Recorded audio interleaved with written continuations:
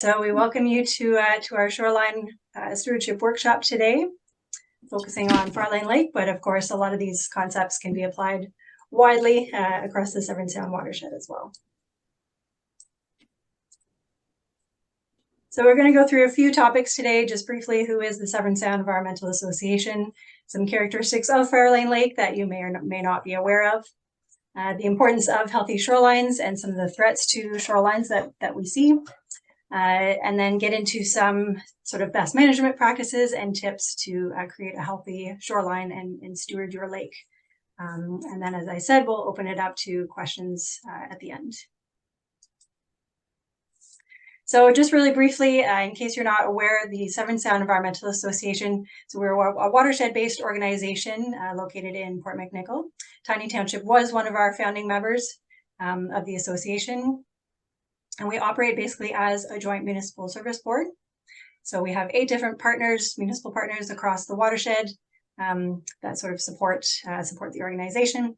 Our one component of authority in terms of regulatory power is under the source protection section of our work, and so that's under the Clean Water Act. But generally, we are non-regulatory and just help to sort of steward the watershed and empower folks like yourself to take positive action where they can. So Farlain Lake is a very interesting lake. It's unique in several respects. So it's quite small and shallow, relatively speaking, and it is a kettle lake. So it was formed by glacial actions. And it actually does not have an outlet, as many of you are likely aware, but is fed by groundwater and precipitation mainly. So through groundwater seepage and then direct overland flow. It lies within the Simcoe Uplands geological formation and is primarily limestone bedrock based. So we see water chemistry variables that are indicative of that type of geology. The shoreline, as you know, is a mix of both permanent and seasonal residents. And we do have a municipal water system that is located on the west side of the lake. So I'm trying to keep an eye on letting people in as we go. All right. So I'm going to pass it off to Sarah, who's going to talk about some physical processes and various aspects of shoreline stewardship. Thank you.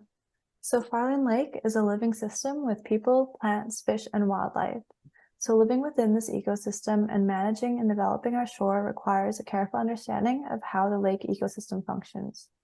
So being mindful of how the lake works will help you succeed with your stewardship actions. And there are 3 main natural lake processes that we'll cover today that can be affected by anthropogenic or human impacts.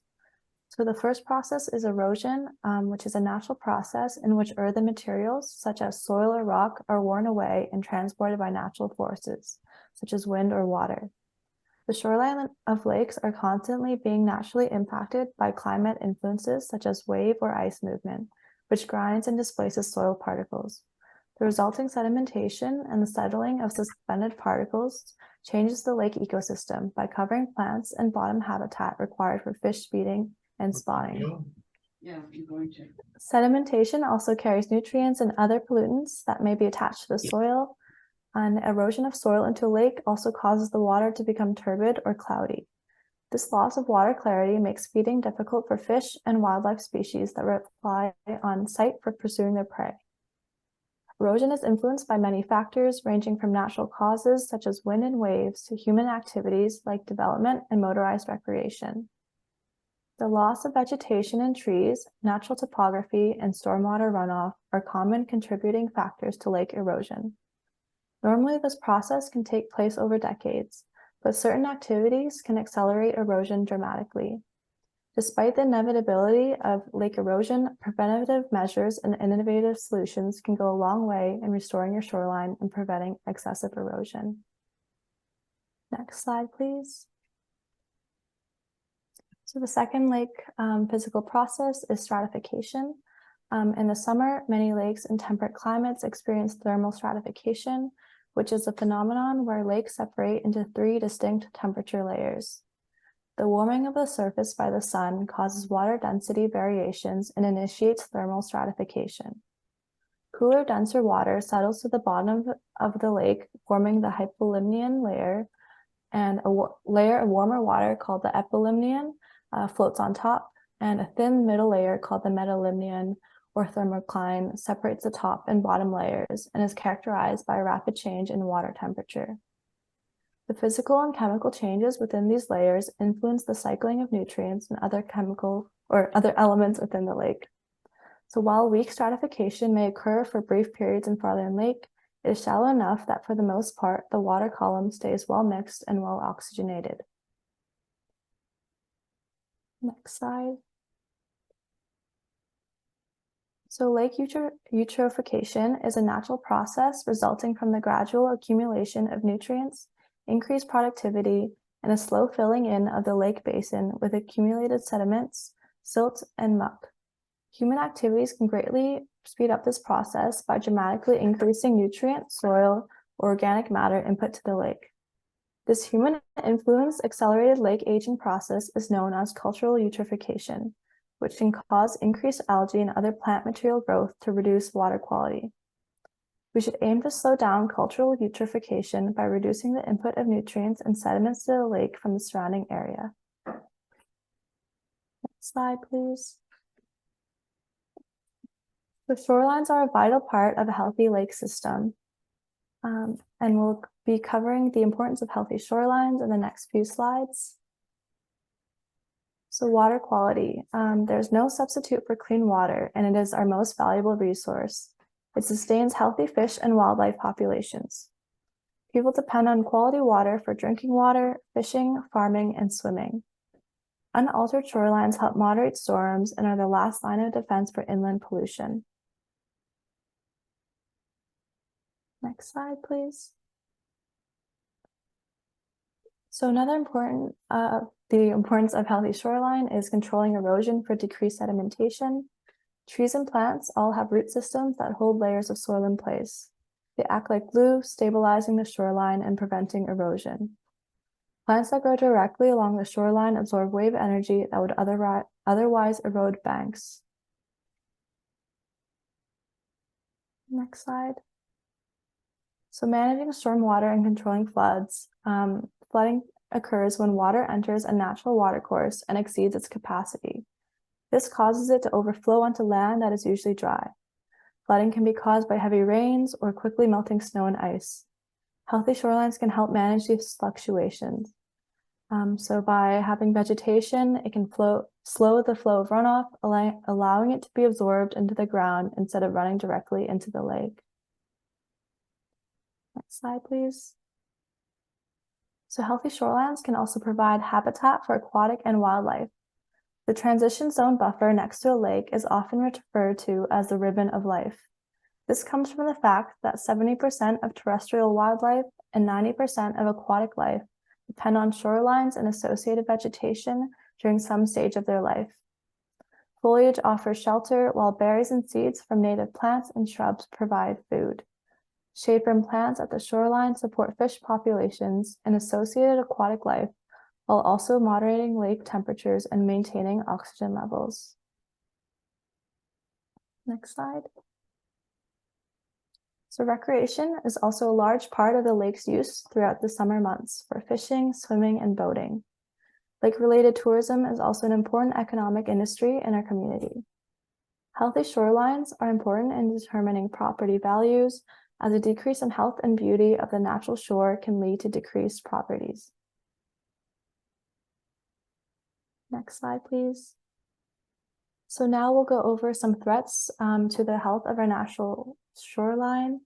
So the first one is water pollution, which is an important issue where water runoff from land, whether it's from a rainstorm or watering crops and lawns, can pick up contaminants like oil that might spill onto driveways, chemicals and fertilizers from lawns, and other toxic materials, and carry them towards the lake.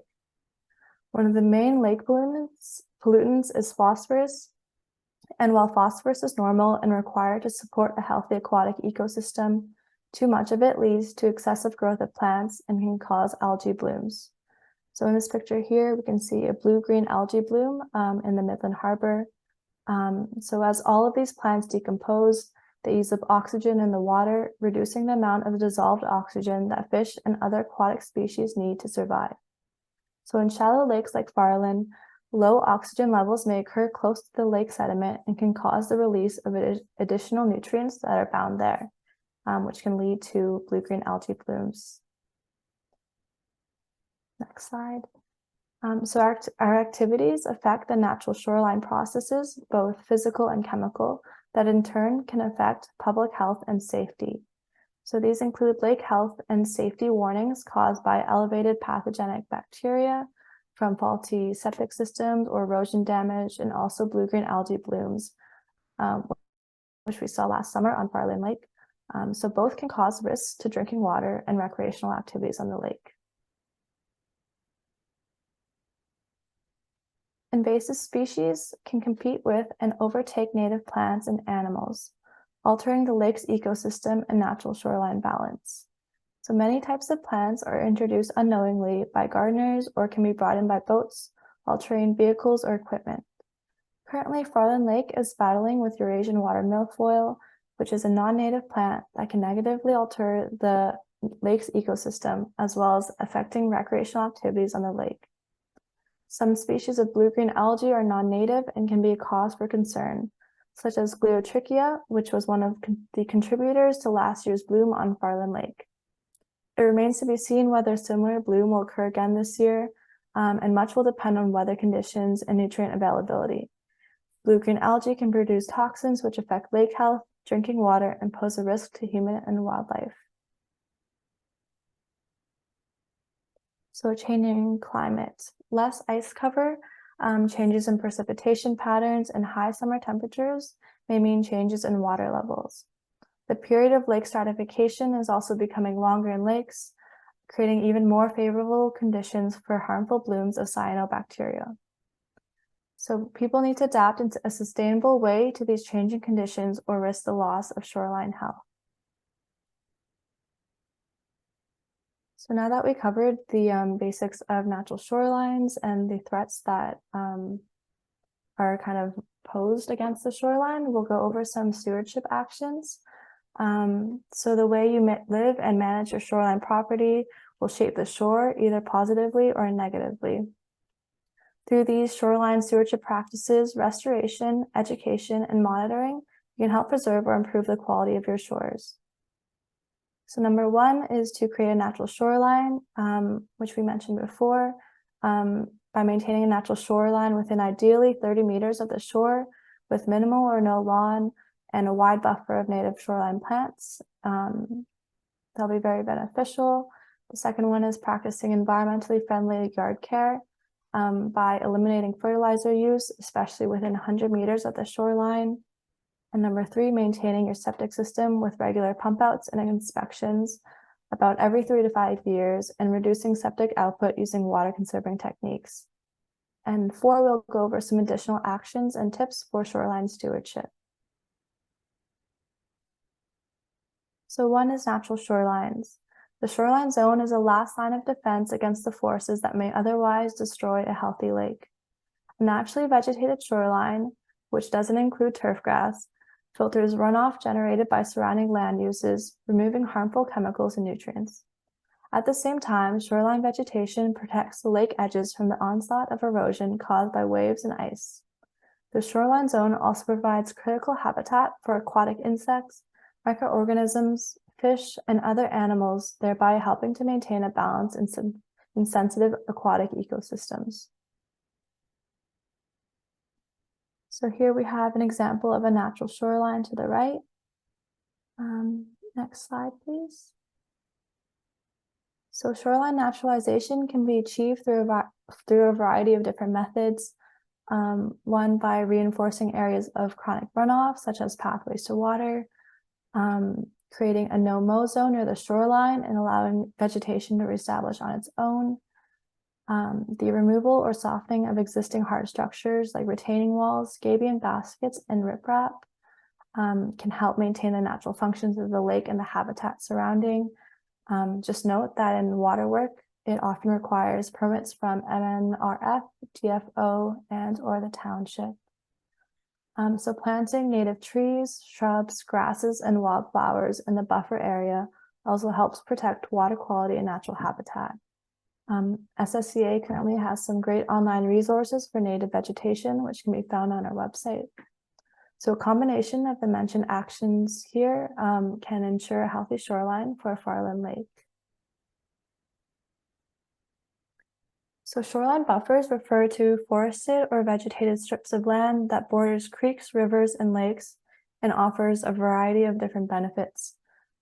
So these benefits, which we kind of covered earlier, are it filters runoff, protects bank from erosion, absorbs nutrients, performs effective flood control and stormwater management, and provides shade and water temperature control.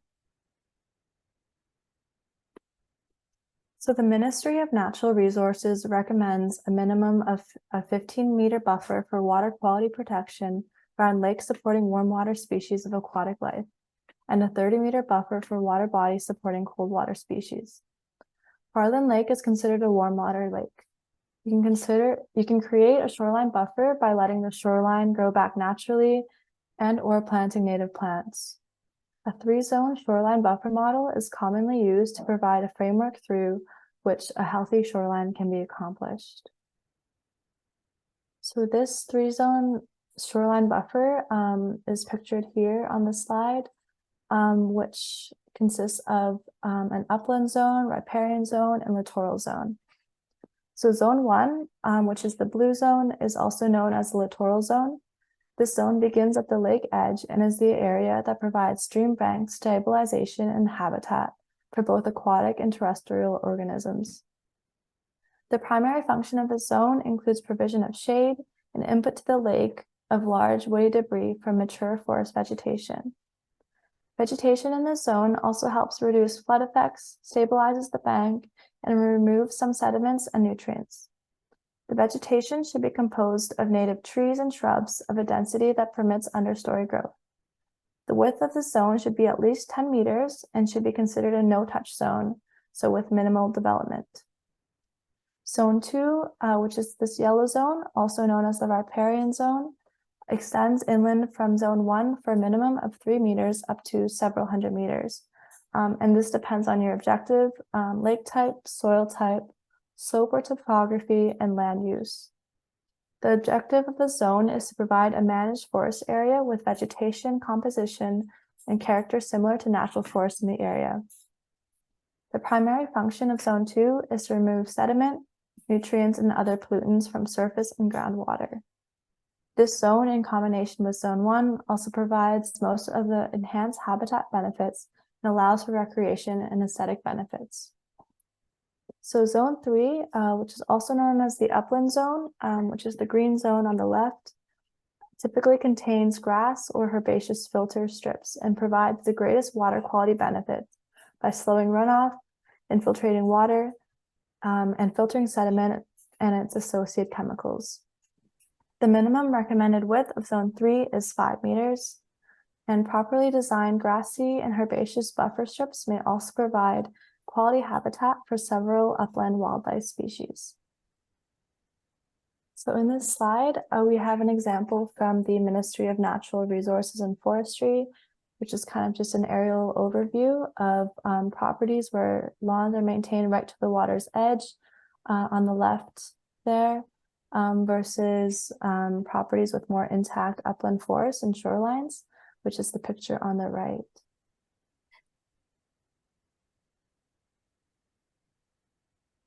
So number 2, for shoreline stewardship actions, we have environmentally friendly lawn care. So as we mentioned before, a no-mow zone allows native plants to seed and reestablish, providing bank stability and habitat to a shoreline.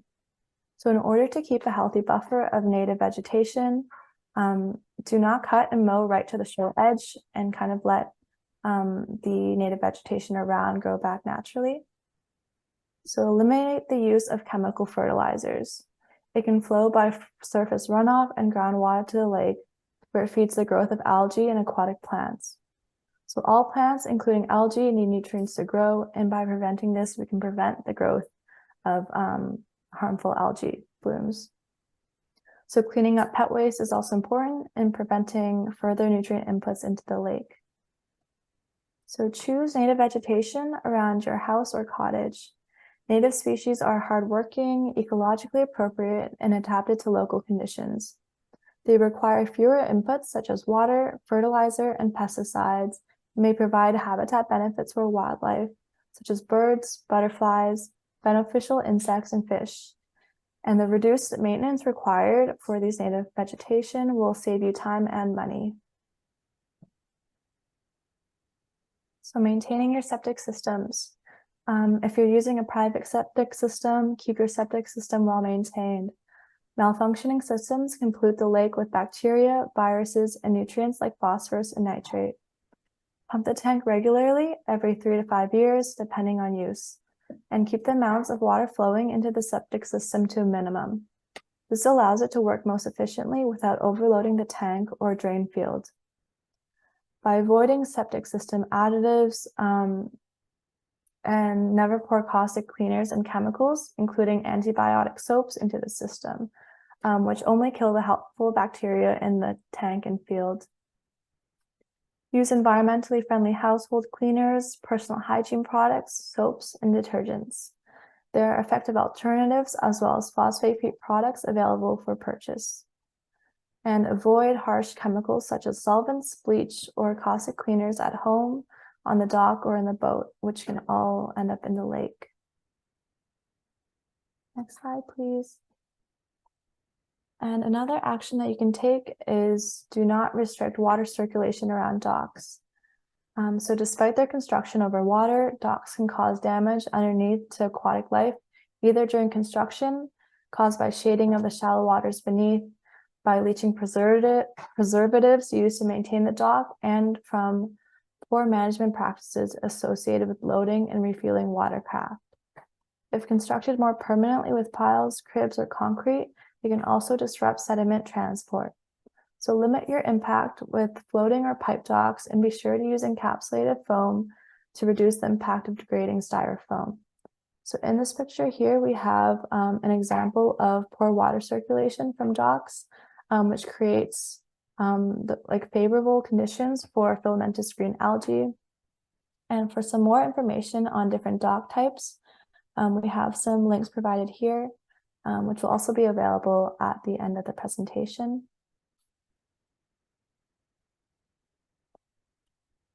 And another action you can take is to watch out for invasive species.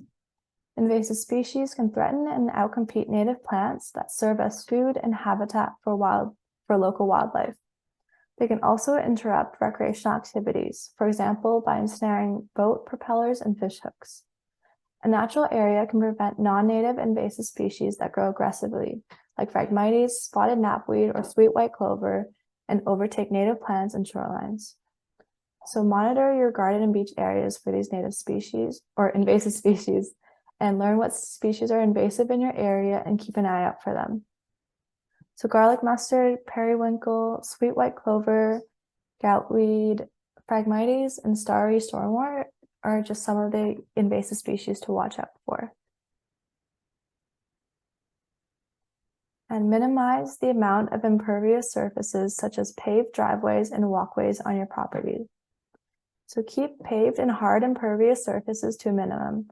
This includes driveways, patios, and pathways. These hardened areas can speed up the flow of surface runoff that contributes to erosion, as well as preventing critical groundwater recharge.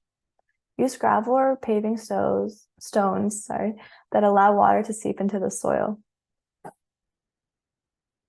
Next slide. And also ensure that you're not creating a wake when you are close to the shore. Not only can this disrupt your neighbors, but it can damage the shoreline through erosion and can spread invasive species as well. And talk to your neighbors. Focus on common values, the lake that you both enjoy, and shared goals, which includes wanting to protect it for future enjoyment. And talk about solutions and share resources, such as different shoreline stewardship actions and information on shoreline stewardship in general, which can help preserve the lake for you to all enjoy. So here we have a helpful illustration summarizing some of the key points that we talked about here tonight. So here we have two different shorelines. On the left is a good example of a natural shoreline. So here we have a floating dock, some minimized impervious surfaces, and native vegetation. So there's some more detailed descriptions in the little caption there. And on the right is an example of a shoreline that might need some work in order to maintain a healthy natural shore. So here we have a solid dock, manicured lawn that can that doesn't really filter any runoff, a more hardened shoreline, and also a paved lane. And there's also more details in the caption there below. So in summary, healthy shorelines are vital to maintaining the overall health of lakes. They help filter pollutants, protect against erosion, and provide habitat for fish and wildlife. Just know that you are important, and your connection to the shore embodies a special responsibility to act with care and caution, respecting not only your own property, but also those of your neighbors and the Farlain Lake community. By following a guide to shoreline stewardship, you can help keep the shoreline and lake healthy for future generations of property owners and lake users. By taking shoreline stewardship actions, you will have improved water quality, more fish habitat and wildlife, greater biodiversity, and better aesthetics. So here we have a list of some really great online resources, ranging from fact sheets to detailed workbooks that shoreline owners can refer to. So in this slide, we've listed some resources, including some shoreline guides, guides to using and sourcing native plants, and septic maintenance tips. And thank you to our partners, special thanks to Tiny Township and the Farlain Lake Community Association for hosting us